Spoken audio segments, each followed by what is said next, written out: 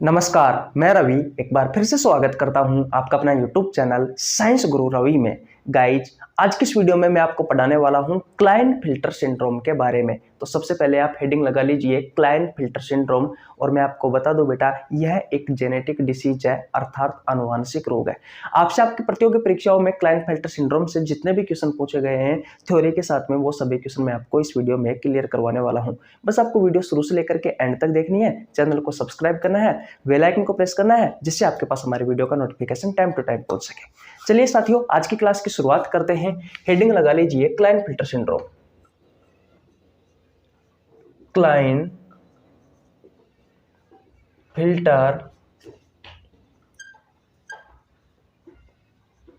Syndrome.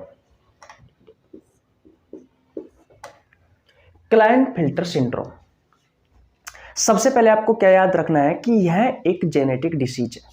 क्या याद रखना है बेटा कि यह एक जेनेटिक डिसीज है। जेनेटिक डिसीज है अर्थात आनुवांशिक रोग है। आनुवांशिक रोग है। अब सबसे पहले समझते हैं बेटा कि जेनेटिक डिसीज क्या होता है, आनुवांशिक रोग क्या होता है। ऐसा रोग बेटा जो आपको बाय बर्थ मिले, यानी कि ऐसा रोग जो आपको जन्म के साथ मिले, ऐसे रोग को कहा जाता है जेनेटिक डिसीज। इन रोगों का कोई इलाज नहीं होता, इन्हें सिर्फ दवाइयों की सहायता से कंट्रोल किया जा सकता है। जब इंसान की मृत्यु होती है तभी ही बेटा इन बीमारियों से छुटकारा मिलता है। और ये बीमारी हमारे शरीर में कैसे आती है, तो मैं आपको बता दूं, जब हम मां के पेट में होते हैं, जिस समय हमारे शरीर का निर्माण हो रहा होता है, हमारे शरीर की बहुत सारी कोशिकाएं बन रही होती है, उस समय हमारी कोशिकाओं के क्रोमोसोम और जीन में अगर कोई प्रॉब्लम आ जाए, तब जाकर बेटा आपको जेनेटिक डिसीज यानी कि आनुवांशिक रोग देखने को मिलते हैं।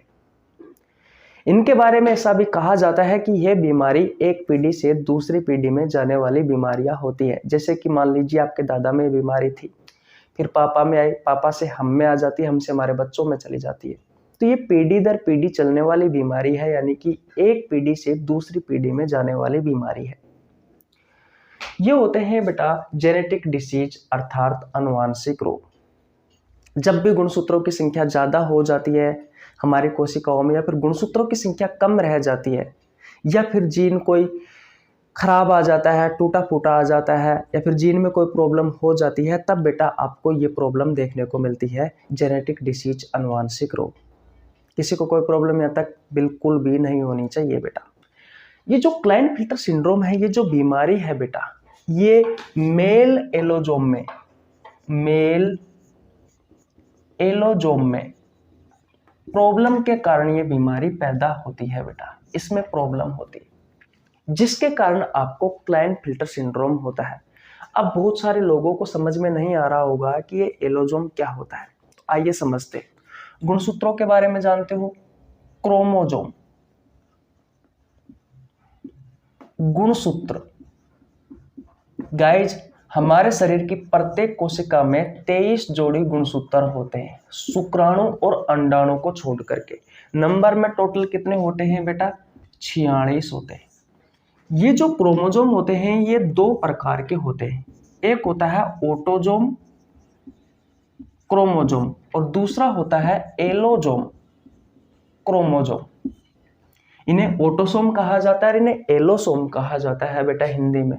याद रखना, ये जो ऑटोसोम गुणसूत्र होते हैं ये लड़के व लड़की में, ये लड़के व लड़की में बेटा समान होते हैं, इसलिए मैंने बराबर का चिन्ह लगा दिया। और इन गुणसूत्रों की संख्या होती है बेटा 22 जोड़ी, यानी कि नंबर में टोटल कितने हो जाएंगे? 44, यानी कि 44। और जो एलोसोम गुणसूत्र होते हैं बेटा, या एलोजोम जो गुणसूत्र होते हैं, ये लड़के व लड़की में, ये लड़के व लड़की में एक जैसे नहीं होते हैं बेटा, अलग अलग होते हैं, इसलिए मैंने क्रॉस का चिन्ह लगा दिया। तो लड़के में ये एक जोड़ी जो गुणसूत्र पाए जाएंगे वो होगा भैया X और Y, और लड़की में ये जो गुणसूत्र होंगे बेटा ये होंगे X और X। और इन्हीं एलोसोम गुणसूत्रों को कहा जाता है लिंग निर्धारक गुणसूत्र। लिंग निर्धारक गुणसूत्र। तो आपसे आपके एग्जाम में क्वेश्चन पूछा जाता है कि निम्न में से कौन सा लिंग निर्धारक गुणसूत्र है। तो आपको बताना है जो एलोजोम गुणसूत्र होते हैं बेटा, ये लिंग निर्धारक गुणसूत्र है। इतनी बात क्लियर। और ये बीमारी मुख्य रूप से बेटा सिर्फ लड़कों में होती है, मुख्य रूप से नहीं, ये बीमारी सिर्फ नर में होती है, लड़कों में होती है, पुरुष में होती है, मेल में होती है, मेल। इतनी बात क्लियर है। किसी को कोई प्रॉब्लम यहाँ तक बिल्कुल भी नहीं होनी चाहिए। तो जो मेल के जो एलोजोम गुणसूत्र है बेटा, उसमें जब प्रॉब्लम होगी उसके कारण बेटा आपको जो बीमारी देखने को मिलती है उस बीमारी को कहा जाता है क्लाइनफेल्टर सिंड्रोम। अगर मैं नॉर्मल पुरुष की बात करूं या नॉर्मल लड़के की बात करूं तो उसमें जो गुणसूत्र होंगे वो कौन कौन से होंगे? तो बेटा 22 जोड़ी तो ये सेम होंगे, है कि नहीं है? तो भैया 22 जोड़ी तो ये सेम हो गए, यानी कि ये 44 गुणसूत्र तो सेम हो गए। और उसके बाद में लड़के में पाया जाता है एक्स और वाई। तो यहां पर भी मैं लिख देता हूं, दोनों एक ही बात है, एक्स और वाई। तो ये जो लड़का पैदा हुआ है बेटा 44 प्लस में एक्स और वाई, ये नॉर्मल लड़का है, ये बेटा नॉर्मल लड़का है। लेकिन इस बीमारी में क्या होता है, जब हम मां के पेट में होते हैं उस समय एक गुणसूत्र आकर के ऐड हो जाता है। वो गुणसूत्र ऐड होता है बेटा ये एक्स गुणसूत्र, जिसके कारण क्या होता है, इस नॉर्मल लड़के में इस एक्स गुणसूत्र के कारण, इस एक्स गुणसूत्र के कारण बेटा लड़की वाले लक्षण आ जाते हैं, लड़की वाले लक्षण आ जाते हैं। और ये जो नॉर्मल लड़का होता है बेटा ये बन जाता है किन्नर। अब बताओ बेटा, हम किन्नरों को दोष देते हैं, उसके जो मम्मी पापा थे वो बिल्कुल साधारण इंसान थे जैसे होने चाहिए वैसे, लेकिन भगवान की देन है बेटा एक एक्स गुणसूत्र आकर के ऐड हो गया, जिसकी वजह से इस नॉर्मल लड़के में बेटा लड़की वाले लक्षण आ जाते हैं। तो ये हमने थोड़ी ना किया, वो बेचारा जन्म के साथ ही किन्नर था, तो उसमें हमारा क्या दोष? तो हम उनको क्यों दोष देते हैं? नहीं बेटा, हमें दोष नहीं देना चाहिए। इंसान की पहचान उनके कर्मों से होती है। जो भी आए सबसे प्यार करो, अच्छे से बात करो, किसी से नफरत नहीं करनी है बेटा। अभी देखा आपने एक आईपीएस बनी थी शायद एक किन्नर, यह इंडिया की बात है। तो ऐसा नहीं है, इनका कोई दोष नहीं होता है। तो मैंने आपको बताया कि एक नॉर्मल लड़के में एक्स गुणसूत्र आकर के ऐड हो जाता है, एक अन्य एक्स गुणसूत्र आकर के ऐड हो जाता है, जिससे क्या होता है एक्स गुणसूत्र के कारण इसमें लड़की वाले लक्षण आ जाते हैं। तो टोटल गुणसूत्रों की संख्या कितनी हो गई इसमें? तो इसमें बेटा टोटल गुणसूत्रों की संख्या हो जाती है बेटा 47। और मैंने आपको कहा था जब पहली क्लास में कि क्रोमोसोम हमेशा पेयर में होते हैं, यानी कि जोड़े में होते हैं बेटा।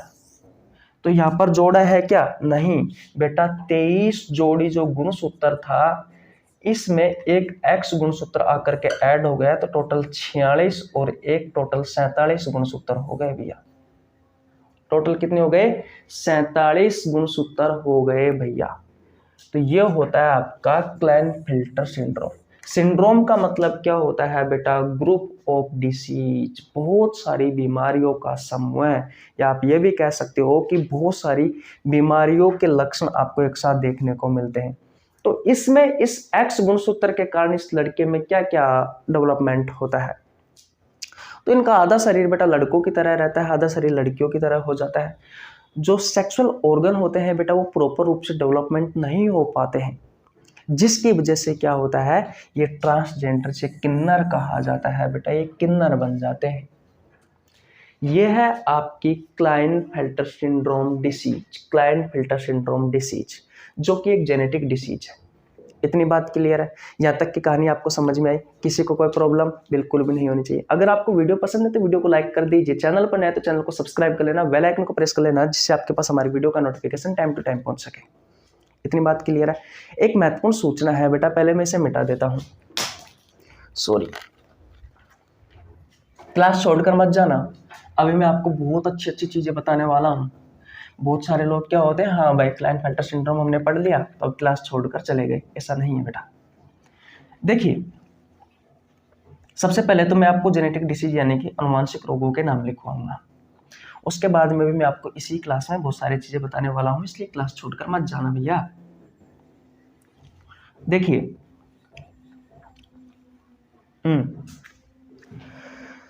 एक महत्वपूर्ण सूचना है आपके लिए, अगर आप में से कोई स्टूडेंट रेलवे की तैयारी कर रहा है तो रेलवे में आज तक बायोलॉजी से जितने भी क्वेश्चन पूछे गए हैं वो सभी क्वेश्चन में बेकायदा एग्जाम का नाम लिख रहा हूँ, डेट लिख रहा हूँ और शिफ्ट लिख रहा हूँ। प्रीवियस ईयर के जितने भी क्वेश्चन है बेटा वो सभी क्वेश्चन 2023 से पहले की जितने भी एग्जाम हुई है वो सभी क्वेश्चन मैं आपको करवा रहा हूँ। शाम 7 बजे हर रोज मैंने एक बैच स्टार्ट किया है, सोमवार से लेकर के शनिवार तक ये हमारा बैच चलता है और इस बैच का ऑफ रहता है संडे को। इतनी बात क्लियर है? किसी को कोई प्रॉब्लम यहाँ तक बिल्कुल भी नहीं होनी चाहिए। अब देखिए अब तक इसकी 3 क्लास हो चुकी है इस बैच की, और इस बैच का नाम है Jan Shatabdi express batch biology RRB 2024। तो भैया उस बैच को ज्वाइन कर लो अगर आप रेलवे में नौकरी लगना चाहते हो तो। मैं गारंटी के साथ वादा करता हूं अगर आप हमारे साथ जितनी मेहनत हम कर रहे हैं उतनी मेहनत अगर आप करते हो और आप हमारा साथ देते हो तो जरूर आपको नौकरी लगवा देंगे भैया, जरूर आपकी जिंदगी पलट देंगे। लेकिन मेहनत आपको करनी पड़ेगी बेटा, हम तो सिर्फ आपको रास्ता दिखा सकते हैं। मेहनत आपको करनी पड़ेगी जब ही नौकरी लग सकती है भैया, नहीं तो ऐसे नहीं लगेगी। इतनी बात क्लियर। और बात बताता हूं, मैं हर रोज कम्युनिटी पोस्ट में बेटा बायोलॉजी का एक बेहतरीन क्वेश्चन डालता हूं जो या तो आपसे आपकी प्रतियोगी परीक्षाओं में पहले पूछा गया होता है या उस क्वेश्चन की पूछे जाने की संभावना आगे रहती है।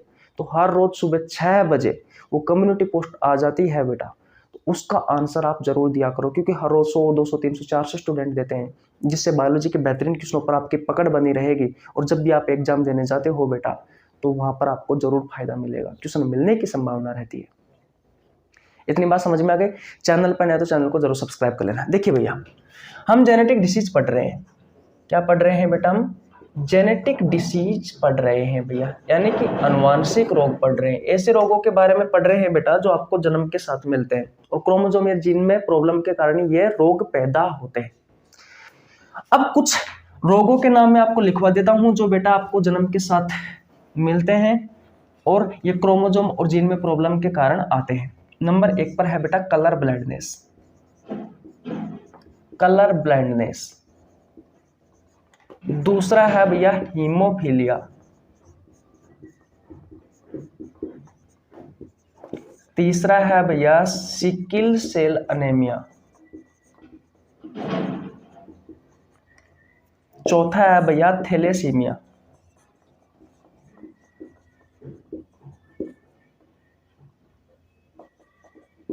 थैलेसीमिया सही कर लेना अगर स्पेलिंग गलत हो तो। नंबर 5वां है भैया क्लाइनफिल्टर सिंड्रोम।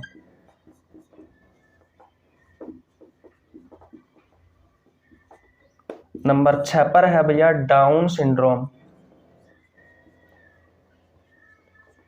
नंबर 7 पर आता है टर्नर सिंड्रोम।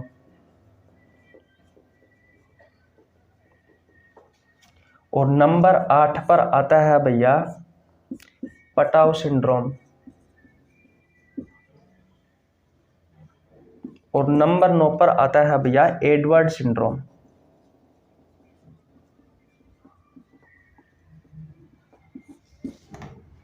जिनमें से हम 5 बीमारियों के बारे में पढ़ चुके। कलर ब्लाइंडनेस हमने पढ़ लिया, हीमोफीलिया पढ़ लिया, सिकल सेल एनीमिया पढ़ लिया, थैलेसीमिया पढ़ लिया, आज हमने क्लाइनफिल्टर सिंड्रोम पढ़ लिया।